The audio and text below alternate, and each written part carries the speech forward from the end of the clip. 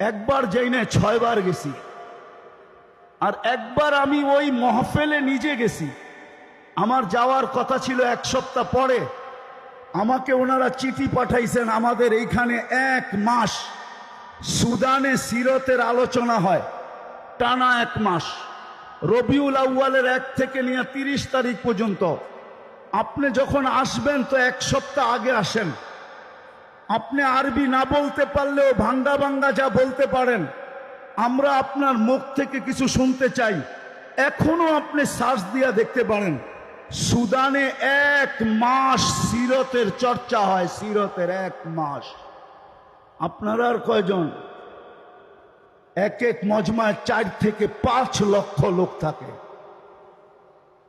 চলেন, আমি ইয়ামান 4 বার গেছি। ইয়ামানে 1 তারিখ থেকে 30 তারিখ পর্যন্ত, মাসের শেষ পর্যন্ত প্রত্যেক মসজিদে সিরতের চর্চা হয়। দুনিয়ায় আরো দেশ আছে, মরক্কো, জাজায়ের, টিউনেসিয়া, মরিতানিয়া, সারা মাস সিরতের চর্চা হয়। আজকে যদিও আমি আসার ছিলাম না, কিন্তু এমাদউদ্দিন সাহেবের বারবার ফোনের কারণে আসছি। আমি রাত্রি চলে যাব আমার সফর কোরিয়ায়, কিন্তু আমি আসছি আপনাদের কাছে শুধু এই দরখাস্তটা রাখার জন্য। আজকের এই মজলিস থেকে আমরা ওলামা তোলাবা অঙ্গীকার করি যে বাকি পুরা মাসটা আমরা আমাদের মসজিদের ভিতরে সিরতের চর্চা করব, সিরতের আলোচনা হবে, সিরতের তালিম হবে, আমাদের ঘরের ভিতরে হবে, আমাদের মসজিদে হবে, মহল্লায় হবে।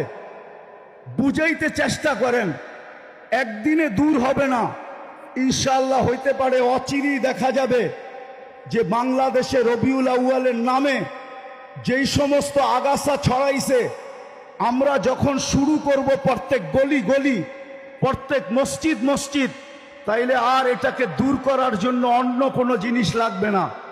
আমাদের এই চেষ্টার মাধ্যমে ইনশাআল্লাহ এগুলা বাংলার জমিন থেকে দূর হয়ে যাবে। আর না হলে যতই চিৎকার দেই, চিৎকার আজ থেকে চলতেছে না, আমাদের সেই ছোটবেলার থেকে দেখতেছি চিৎকার। কিন্তু বলেন, জশ্নে জুলুসের মিছিল কি ছোট হয় না বড় হইতেছে? বলেন বলেন আমাকে, বড় হইতেছে না ছোট হইতেছে? ডিম আগে 1000 টাকা বিক্রি হইতো, এখন 5 লাখ টাকা বিক্রি হয়।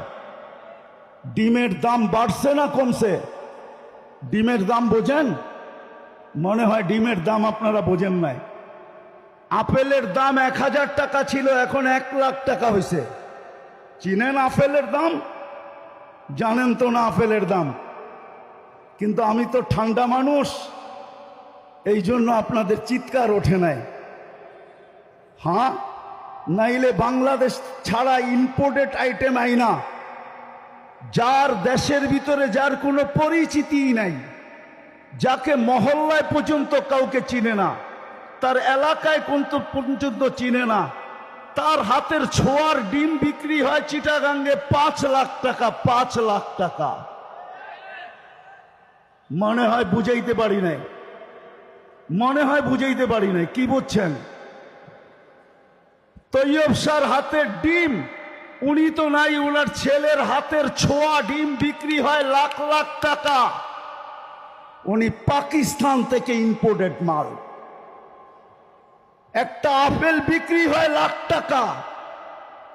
বিশ্বাস হয় না? মনে হয় হয় না? না না, হয় না আপনাদের।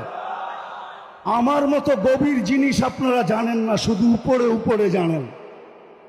পানিতে ফু দিলে গ্লাস বোতল বিক্রি হয় লাখ টাকা, লাখ টাকা।